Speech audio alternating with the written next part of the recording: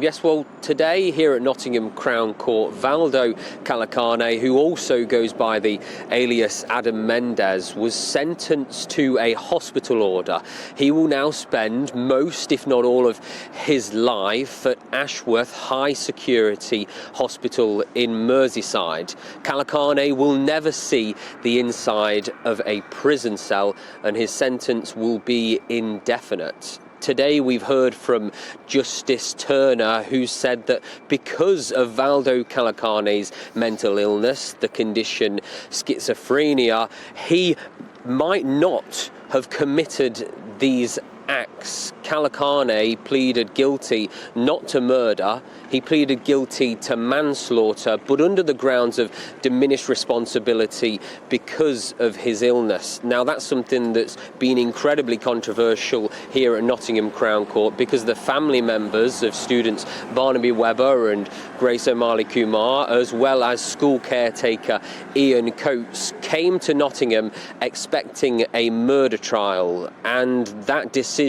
was clear to see how much it was not what they were expecting. When we were on the court steps here at about midday, Barnaby Webber's mum Emma said that true justice has not been served today. We as a devastated family have been let down by multiple agency failings and ineffectiveness. She's talking about not just the police, not just the CPS, but also mental health services here in the East Midlands. Calocane had been sectioned 4 times since the year 2019. Speaking about the police, she says she has grave concerns about Nottinghamshire Police. You have blood on your hands. We trusted in our system foolishly, as it turns out. As well, it wasn't just her on the steps, it wasn't just the families of those 2 students. As well, James, the son of Ian Coates, said quite powerfully, this man, referring to Calocane, is a killer. Murder is the only thing he cared about.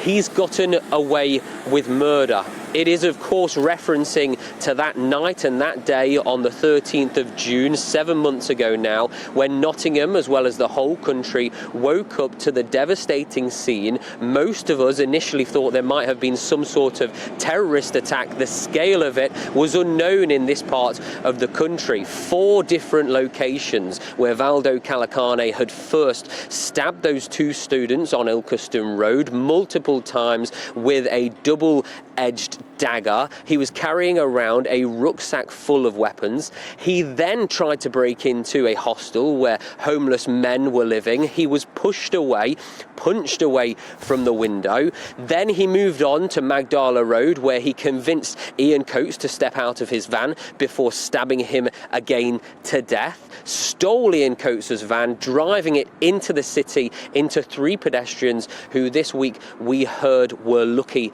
to have survived. The police say that while Calocane during this rampage was wanted by police, a warrant out for his arrest for an alleged crime, an assault on a police officer, they say that they should have pursued it. That's something that is agreed by all of the families here. But as well, what has been agreed unanimously is by the psychiatric doctors that spoke this week here at Nottingham Crown Court, that Valdo Calocane would not have committed these crimes unless he had been suffering an episode with paranoid schizophrenia, voices in his head that were telling him to kill.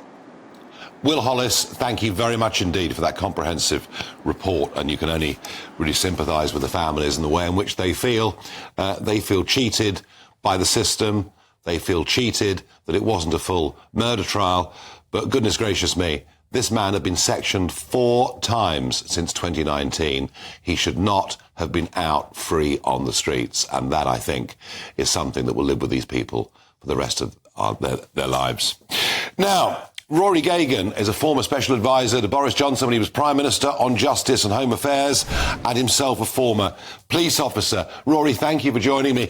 I'm very struck today that the Home Secretary is promising tougher sentences, that Keir Starmer is talking about bans on buying certain types of knives online, and a new programme that Labour will bring in to try and reform offenders.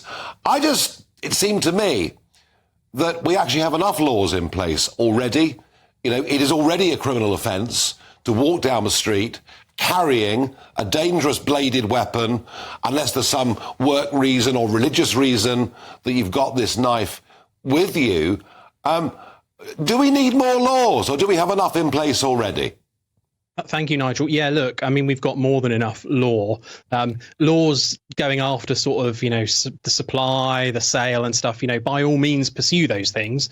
But the biggest loophole, let's be honest about this, the biggest loophole is not backing the police and supporting the police and empowering the police to undertake sufficient volumes of stop and search. And then coupled to that, it's not sentencing those who do get caught with weapons to a sufficient sentence. Today's plan from Labour, I mean, you could take the badge off, you could go back to 2018, 2017, 2016, 2015, put a Conservative Party branding on it, and you wouldn't know any different, right? There's an arms race, I think, in sort of empty gestures, frankly, stuff that sounds a bit tough, stuff that might make a marginal difference, like a 0.1% difference. But the elephant in the room and the issue that successive governments and the main political parties that we have represented in Parliament have consistently failed to get a grip of, which is the lack of prison capacity, the lack of support for policing. And frankly, we're more likely to see pro-crime and pro-criminal policies emanate from Westminster and Parliament and those who work in and around that space than we are to see anti-crime and anti-criminal policies. So I think, the biggest loophole, is not the lack of law, it's the lack of the enforcement of it. Yeah, well, you've said that very, very powerfully indeed, Rory. I mean, I'm struck too politically that actually there's almost no difference between the Labour position and the Conservative position on this. A cynic would say many other issues too, but let's stick to this just for the moment. Let's go back to policing. One of the arguments that is increasingly being used by young people is they want to carry knives because they now feel safer carrying a knife for fear that somebody else who might do them harm is carrying a knife. Now, presumably, if you set up on a Saturday night, in one of the big high streets, and it could be Birmingham, London, Nottingham, but Liverpool, any of our, the idea that it's always London. Yeah, but it's always London that makes the news with this, but it's not actually per capita. This stuff is worse in Birmingham and other places.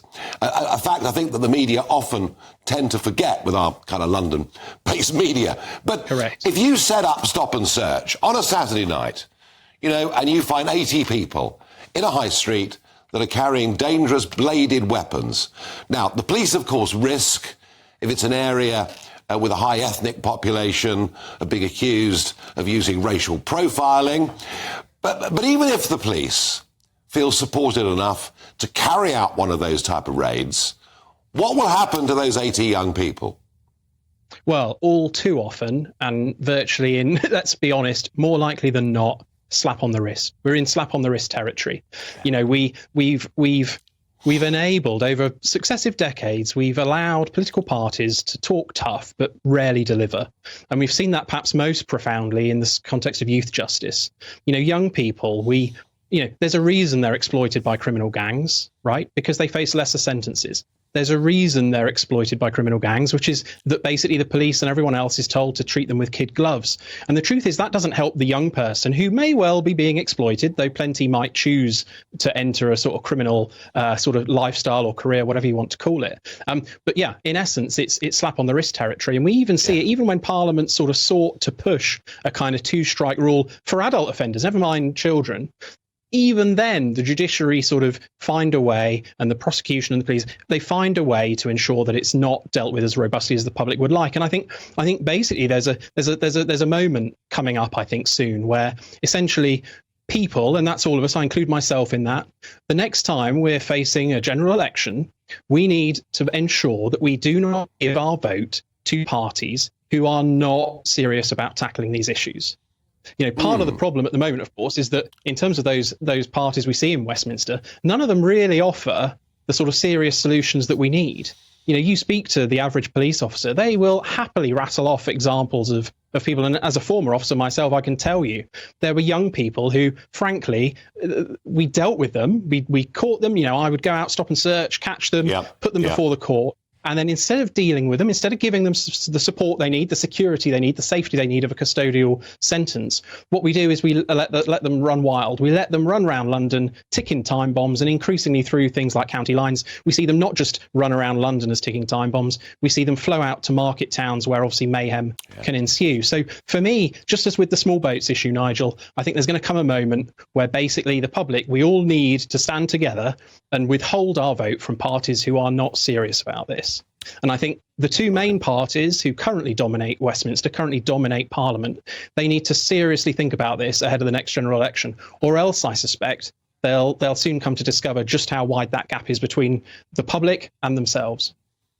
Absolutely fascinating. Rory Gagan, thank you very much indeed for that testimony.